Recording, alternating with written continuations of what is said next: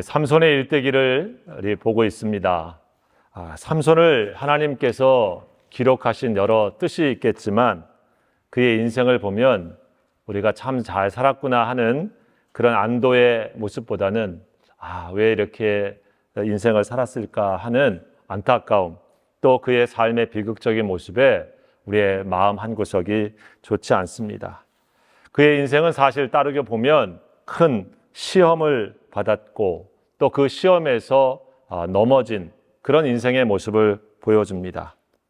시험과 혹은 유혹이라고 하는 말을 쓸 때 우리는 그 속에 담겨져 있는 의미는 보이지 않지만 마귀, 사탄이 하나님의 백성이 하나님의 뜻대로 살지 못하고 죄짓고 하나님과 떨어지도록 하는 모든 수단, 방법, 그런 간교한 일들을 가리켜 우리는 시험 혹은 유혹이라고 하는 말을 씁니다.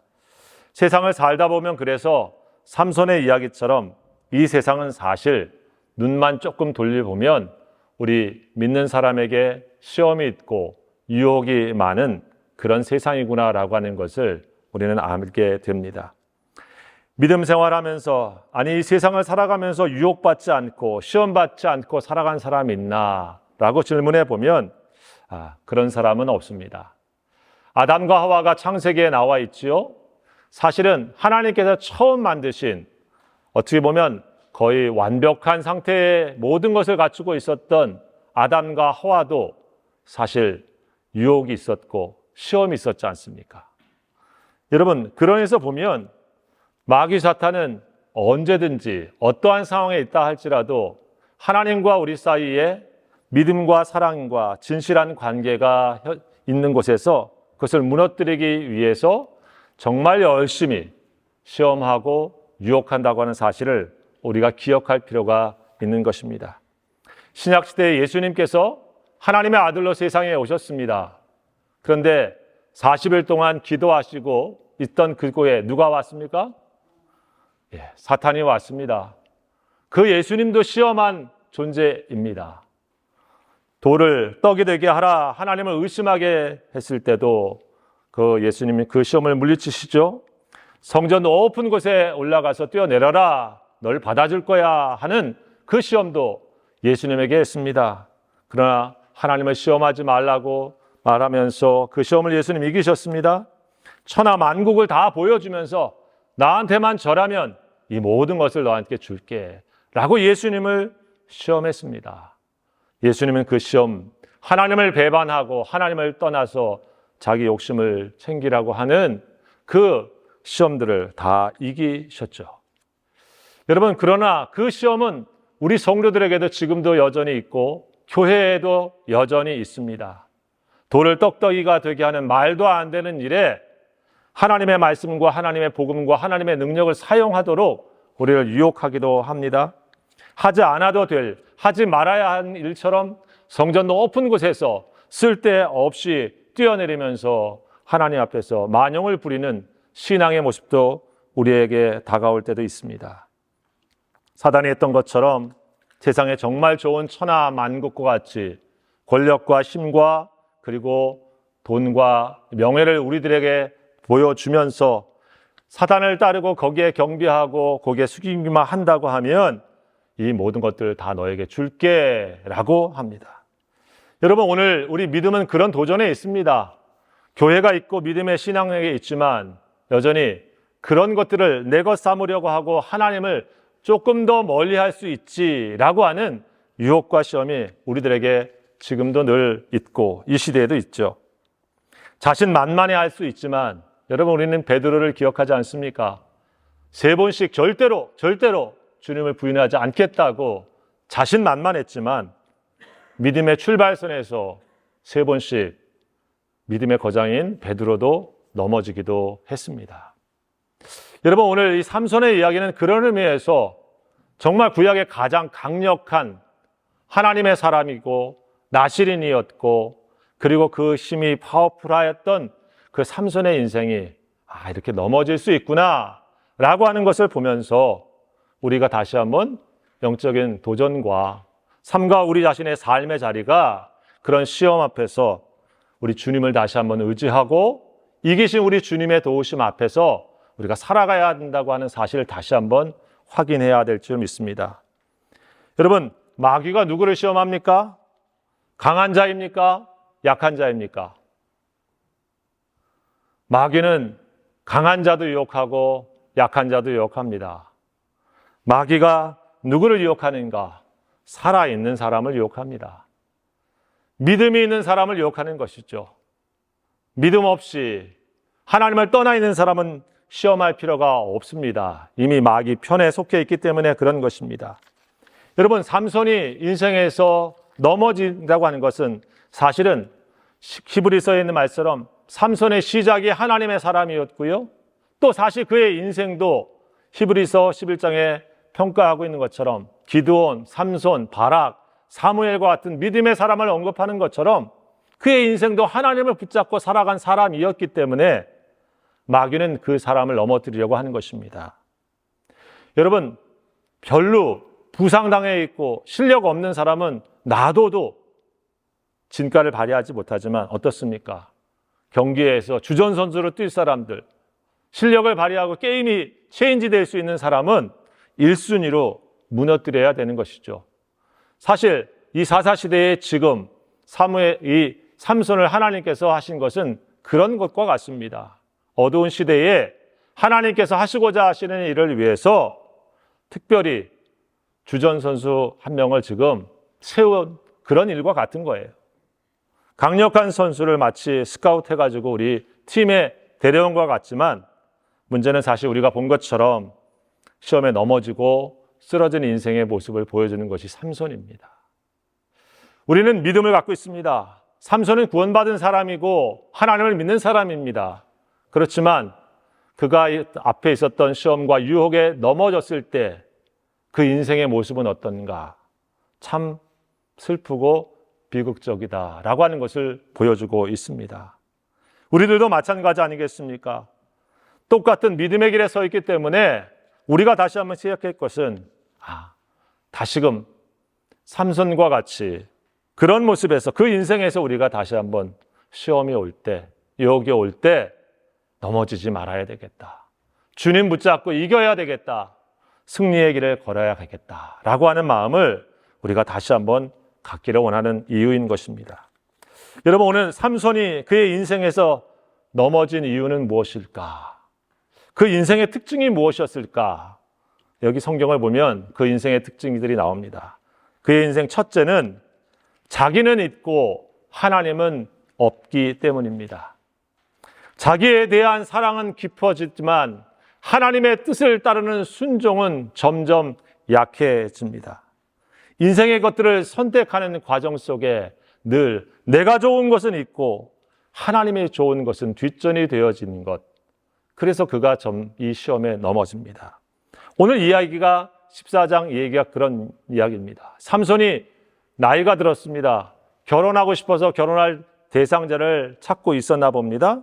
그래서 오늘 14장에 어디에 가냐면 딥나라고 하는 곳에서 내려가서 블레셋에 있는 사람들 중에 그 딸들 중에 한 사람을 보았습니다. 그리고 그 딸들 중에 한 여자를 보고 마음이 들었습니다. 그리고 부모님에게 찾아와서 이렇게 말합니다. 내가 블레셋 딸들 중에 여인 중에 한 사람을 봤는데 그 사람과 결혼하고 싶습니다. 라고 얘기합니다. 부모가 이거를 어떻게 얘기합니까? 오늘 말씀에 보면 야 삼손아, 네 형제 중에 딸들도 있고 옛날에는 이렇게 가까운 친척들 중에도 다 이렇게 결혼을 했으니까 그리고 너 우리 이스라엘 백성들 중에 유대 백성들 중에 지금 결혼할 사람들이 많다. 그런데 왜 할례받지 않은 사람, 즉 이스라엘 백성으로 선택받지 않은 블레셋 사람들에게 가서 아내를 맞이하려고 하느냐라고 얘기를 한 것이죠.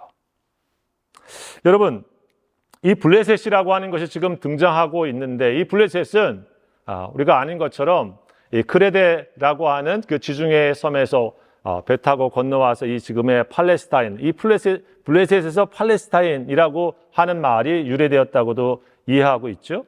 그 해양 민족입니다. 그래서 거기에 나와 있는 민족인데 블레셋은 그냥 있는 것이 아니라 자신들의 신을 섬기고 있었죠. 그것이 다곤 신이었습니다. 그래서 그 다곤 신의 모습이 어떻게 생겼냐면 위에는 사람이고 밑에는 물고기 모양입니다. 즉 바다에 강한 그러한 사람들이라고 하는 것이 담겨져 있죠.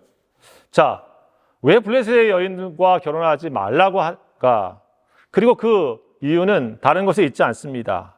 즉 그들이 같이 결혼하고 섬기게 되어졌으면 그들에게 동화되어지고 더 나아가서는 그들의 신을 섬기는 그런 존재가 되기 때문에 그것을 금한 것입니다. 이스라엘 백성들이 가나안 땅에서 들어가기 전에 하나님께서는 모세를 통해서 가나안 땅에 들어가면 이렇게 살아야 돼라고 하면서 하나님의 말씀을 가르쳐 주었습니다. 그게 신명기의 말씀이에요. 앞에 나와 있는 사사기 앞쪽에. 거기에 보면 7장 3절에서 4절에 이런 말씀을 하고 있습니다. 가나안 땅에 들어가게 되어지면 그 사람들과 언약 맺지 말어. 소위 우리 잘 지내? 이런 언약 맺지 마라. 또 너네들 내 딸을 너희들한테 주게 하지 마. 그래 거기 있는 딸들 며느리 삼을게 하면서 그렇게 하지 마. 왜? 그들과 하나 되어서 살라고 하는 것이 아니라 하나님의 뜻과 하나님의 말씀을 그 땅에서 펼치면서 그들로 하여금 하나님을 섬기는 사람들이 되게 할지언정 너희가 그들의 신을 섬기는 존재가 되지 말라고 하는 뜻이 담겨져 있었던 것이죠. 여러분, 그래서 부모는 이런 말을 한 것입니다. 요즘으로 말하면 블레셋에 있는 딸들이 더 미흡다든지 공부를 별로 못했다든지 여러분 민족 간의 어떤 차별을 두려고 해서 다른 민족을 결혼하면 안 된다든지 이런 차원의 문제가 아닌 것이었죠. 자, 그런데 어떻습니까? 이 시대의 삼손은 어떻게 대답했나요? 여러분, 자신의 뜻을 굽히지 않습니다. 아버지에게 이렇게 말하죠. 내가 그 여자를 좋아하오니 나를 위하여 그 여자를 데려오셔서. 참, 우리 세대의 여러분 결혼할 때 어떻습니까? 자기 마음에 드는다고 하는데 뭘 어떻게 반대를 해? 자기 마음에 드는 사람하고 결혼을 해야죠. 그렇죠, 권사님? 마음에도 안 드는데 결혼해 이렇게 해가지고 그건 안 되죠. 내가 좋습니다 하는 사람하고 하는 게 당연한 얘기입니다. 그렇지 않습니까? 그런데 한 번 더 생각해 보십시다. 내가 좋아하는 사람하고 결혼하지 말라고 하는 문제가 아닌 거죠. 한 번 더 생각해 보면 너는 누구인가? 하나님께서 날 때부터 하나님께 바쳐진 사람이다라고 하면서 이스라엘을 구원하기 위한 사명을 하나님께서 네 인생에 주어가지고 이 세상에 보낸 사람으로 하나님께서 이 가정에 보내셨다.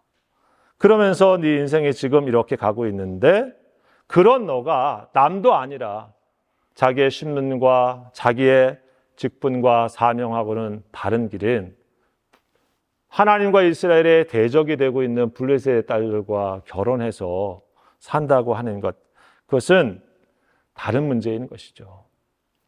자기가 좋아하는 것만 우선하고 자기가 좋아하는 것이 선택의 가장 앞순위에 있게 되어질 때 우리가 조심할 것이 무엇입니까? 내가 하나님의 뜻을 거스리면서 일을 하고 있지는 않는가라고 하는 것을 점검해 보는 것입니다. 여러분, 하나님의 뜻은 사실 분명하게 알려져 있고 나실인이 꼭 블레셋하고 결혼하지 않아도 하나님의 구원은 다른 길로 이루어질 수 있는 능력을 갖고 있는 꼭 계획을 갖고 계신 분이 하나님이십니다. 여러분, 성경의 혹자 여기 4절에 보면 이 일은 하나님께로부터 난 줄 몰랐다라고 하는 표현이 있어서 블레셋 여인하고 결혼하는 게 원래 하나님이 원하셨던 계획이야 라고 이렇게 단정을 해버리면 우리는 아까 말씀하고 있는 것처럼 원래 하나님이 말씀해 주신 원칙은 가나안 땅에 가서 그렇게 하라고 하는 것이 아니었다고 하는 것을 기억할 필요가 있는 것이죠. 실제로 내가 좋아서 결혼하게 되어지는 것까지 하나님께서 허용해 주셨지만 그의 좋음, 그의 욕망에 하나님께서 그럼에도 불구하고 그를 통해서 블레셋에서 그를 구원하는 역사에 하나님이 달리 사용하고 계신 것을 의미한다고 볼 수 있는 것입니다. 여러분, 우리가 잘못 선택하고 내 좋은 대로 해도 때로는 하나님이 그것을 둘 때가 있습니다. 그러나 그 모든 것들을 통해서 하나님이 내가 생각지 못하는 섭리로 하나님의 구원의 역사를 이루실 수가 있는 분이 하나님이신 것이죠. 자, 그런데 문제는 무엇입니까? 여기 있는 것처럼 내가 그 여자 좋아합니다. 뒤에 보면 뭐라고 나옵니까? 7절에 그 여자를 만났을 때 삼손의 눈에 들었더라. 참 구약적으로는 이런 얘기 잘 안 나오지 않습니까? 내 마음에 들었더라. 요즘으로 말하면 로맨스 연애 소설에 나오는 그런 얘기예요. 분위기가. 그래서 가만히 보면 삼손은 자기 눈에 든 사람, 내가 좋아하는 사람, 그게 자기 욕망의 투사가 더 강하게 지금 나와 있는 분위기를 그대로 보여주고 있는 모습이에요. 이게 바로 사실은 사사기의 관점이죠. 자기 소견에 좋은 대로 행하였다라고 하는 것처럼 하나님의 말씀에 보기에 좋았더라라고 하는 관점이 아니라 하나님 앞에서 그거는 뒤고 내가 보기에 좋았습니다 라고 하니까 여러분 거기에 점점 약점으로 파고드는 문제가 올 수 있다고 하는 것입니다. 또 다른 문제가 오늘 여기 성경에 나오죠. 어떤 얘기입니까? 그 여자를 만나러 가면서 포도원을 지나는데 사자를 만난 얘기입니다. 그래서 그 사자를 어떻게 했습니까? 삼손이 찢어 죽였습니다. 대단합니다. 자, 그런 다음에 어떤 얘기 나옵니까? 다시 다음에 가보니까 그 사자 뱃속에 벌이 꿀을 만들어 놔가지고 지금 그 꿀을 먹었다라고 하는 얘기가 나오고 있습니다. 그리고 자기만 먹은 거 아니고 효자였는지 부모님께도 갖다 드렸어요. 야, 근데 왜 이 얘기가 나왔나? 한번 잘 보십시다. 가만히 보면 딥나로 내려가는 곳에 부모님하고 같이 내려갑니다. 근데 사자를 만나는 장면에 자세히 나와 있지 않지만 딥나의 포도원을 지납니다. 포도. 왜 그런 데를 가지? 길이 딴 데 있어야 될 텐데. 그렇죠? 사자가 나온 거예요. 하나님이 함께 해주셔서 그 사자를 지금 제압했습니다.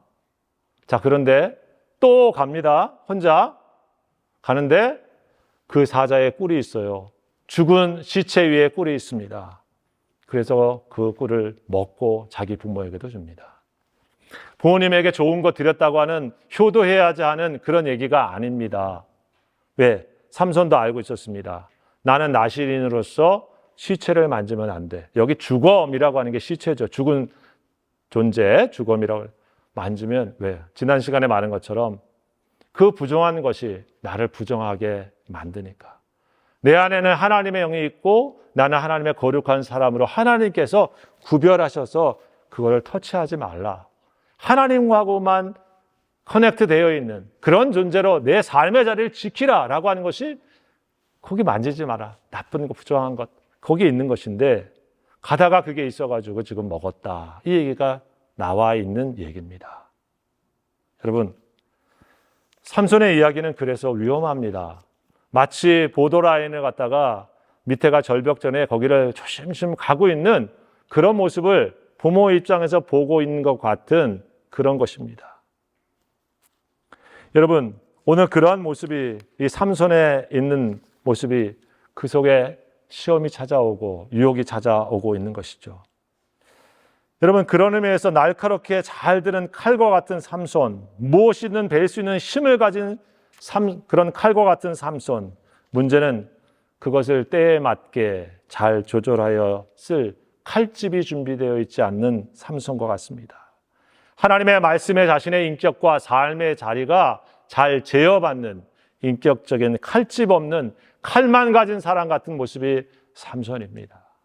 자기도 다치고 남도 다치게 할 수 있는 위험한 시험의 자리에 자기가 노출되어 있는 것입니다. 나를 위하여 내가 줬사오니 라고 하는 것을 앞세울 때 하나님 보시기에 좋은 것, 하나님이 기뻐하실 것, 그것을 우리가 먼저 존중하고 생각해 보지 못하면 나도 어느새 여러분 내가 갖고 있는 칼과 같은 나의 강함으로 도리어 나를 찌르게 될 수 있다고 하는 것이 오늘 이 삼손의 이야기가 아니겠습니까? 우리는 다시 한번 점검해 봅니다. 내가 하나님에 대한 사랑, 하나님에 대한 존중이 내 속에서 늘 중심에 있는가? 그분의 말씀을 내가 귀중하게 생각하고 그 음성에 대하여서 내 목소리보다도 하나님 앞 그 음성을 더 강하게 순종하고 따라가고 있는가? 여러분, 그것이 우리가 시험을 이기는 길이다라고 하는 것을 보여주고 있습니다.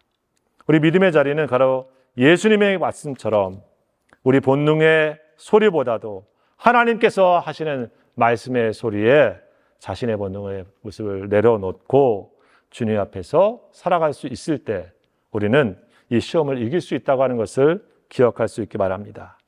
오늘 두 번째 우리 삼손의 인생에서 그가 시험 받게 되어지는 이유 중에 두 번째는 여자는 있고 아내는 없다는 거예요. 삼손의 주변에는 여자들이 많은 이야기가 지금 스토리로 쭉 나오고 있습니다.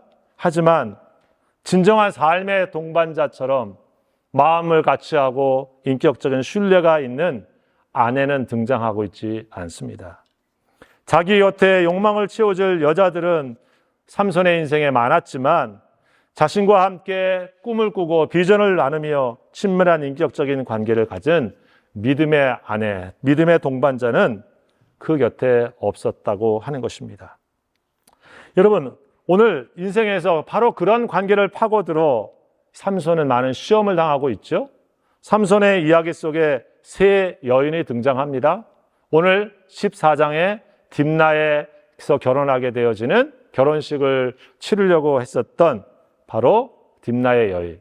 이름은 안 나와 있습니다. 두 번째로는 또 16장에 보게 되어지면 가사 지역, 블레셋의 가사 지역에 있는 기생, 우리로는 창녀겠죠. 그 기생의 이야기가 또 두 번째 나옵니다. 그리고 우리가 제일 잘 아는 세 번째 여인의 이야기는 바로 드릴라라고 하는 여인이죠. 여러분, 이 세 여인의 이야기 속에 나오고 있는 삼손과 여인과의 모습들 속에서 우리는 삼손의 삶의 자리에 진정한 가정과 인간관계가 건강하게 있지 못했구나라고 하는 것을 발견합니다. 여러분, 첫 번째 딥나의 여인하고 결혼하러 가서 잔치를 7일 동안 벌입니다. 30명의 블레셋 친구들이 초청받습니다. 근데 이때 갑자기 오늘 이 삼손이 수수께끼를 내는 얘기가 성경에 나오죠. 수수께끼의 내용은 이런 겁니다.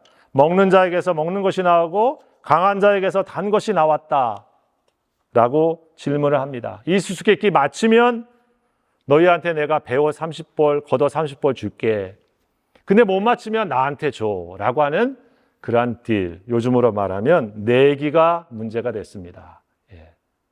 뭐 1,000원빵, 만원빵, 뭐 10불 했으면 못 맞춰도 그만인데 겉옷을 주고 속옷, 배옷, 속옷을 한다고 하는 것은 굉장한 거죠. 그렇지 않겠습니까? 제가 우리 권사님들하고 뭐 내기했는데 예를 들어서 한 1,000불씩 내기를 했다고 해보세요. 다음 주에 내가 뭘 설교를 할까 알아맞혀 보시오.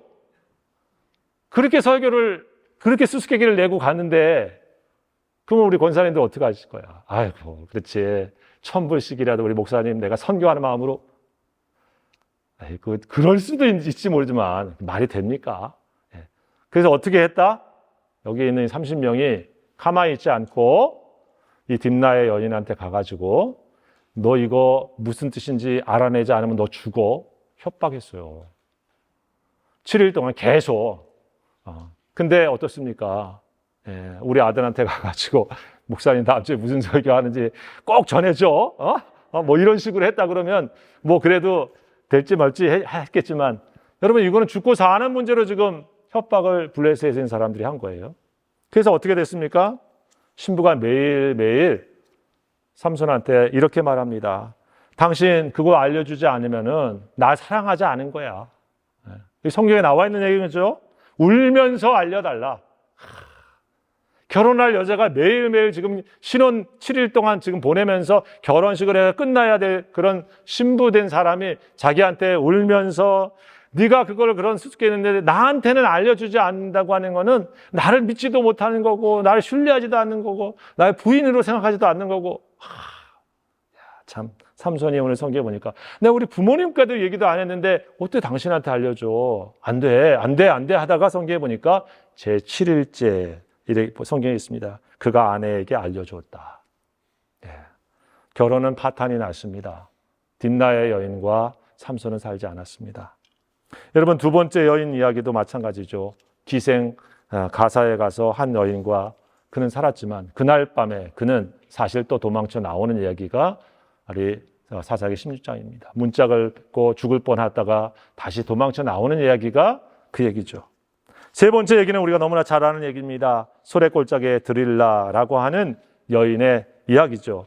그녀가 블레셋 사람의 여인이었는지 히브리 사람의 여인이었는지는 성경에 언급하고 있지 않습니다. 그러나 이 이야기는 참 잘 알려진 이야기죠. 영어로는 드라일라라고 합니다. 옛날 우리 조용남 씨가 불렀던 노래 중에도 이 드라일라가 있다고 합니다. 제가 직접 들어보지는 않지만 우리 밤 깊은 골목길 그대 창문 앞 지날 때 마이 드라일라. 드라일라가 뭔지 몰랐지만 드릴라 여기 나온 드릴라.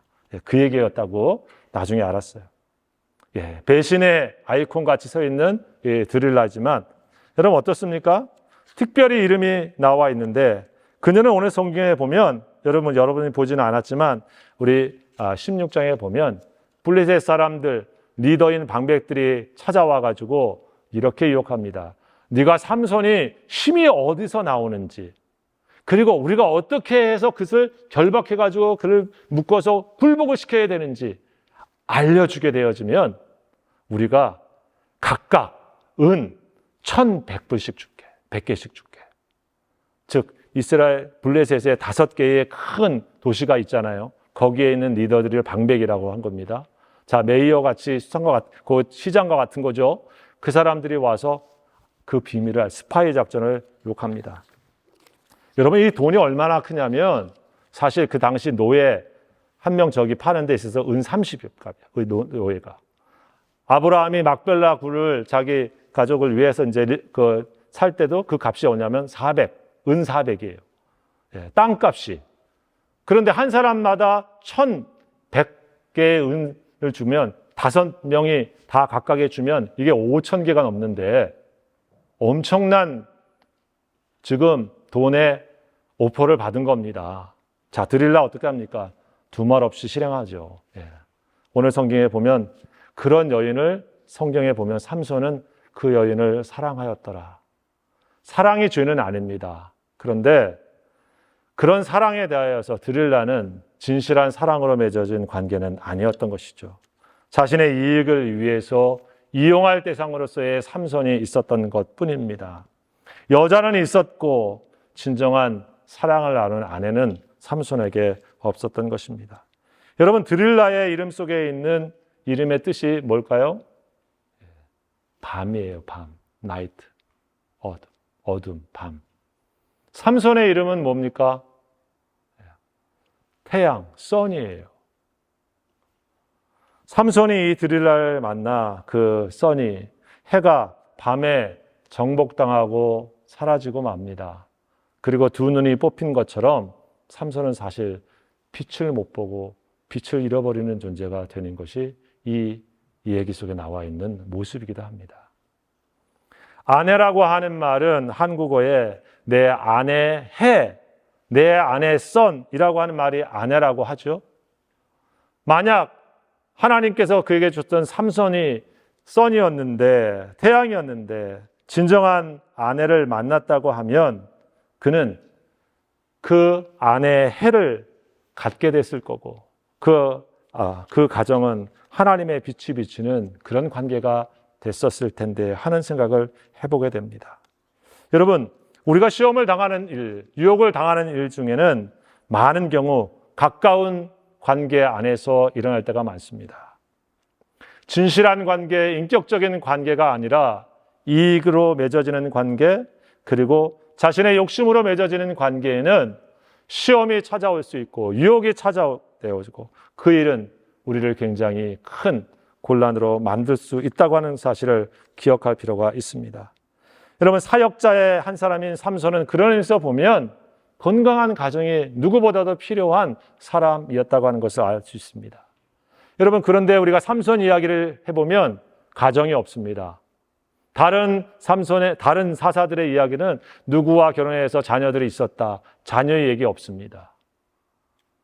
삼손은 힘세고 강한 사람인 것처럼 보여지지만 건강한 남과의 관계가 없었다라고 하는 것을 거기에 보여주고 있는 것이죠. 여러분 믿음의 사람들도 마찬가지예요. 가정 안에서 있는 사람들과 가장 기본적으로 진실하고 인격적인 관계가 맺어질 때 그 안에서 시험이 찾아와도 이겨낼 수가 있고 유혹이 찾아와도 그것을 물리칠 수가 있는데 그렇지 아니하면 쉽게 무너지는 것을 보게 되는 것입니다. 여러분, 그래서 믿음 생활 우리가 잘하고 또 그런 믿음을 하는 게 있어서 가정을 하나님 안에서 잘 섬기고 가정 안에서 진실한 믿음의 인격 관계를 갖는 것이 우리에게 중요합니다. 더 나아가서는 뭡니까? 누군가의 우리가 인격 관계를 맺을 때 여러분, 거기에 깊은 믿음 안에서 인격적인 관계 안에서 그 모습들이 이루어져 갈 때 여러분, 우리는 거기에서 그 시험들을 이겨갈 수 있는 힘이 생긴다고 하는 것입니다. 오늘 우리는 그런 이 삼손의 삶의 모습을 보면서 다시 한번 이런 생각을 해보게 되었습니다. 사탄은 우리가 넘어지게 하는 데 있어서 지금도 사실 열심입니다.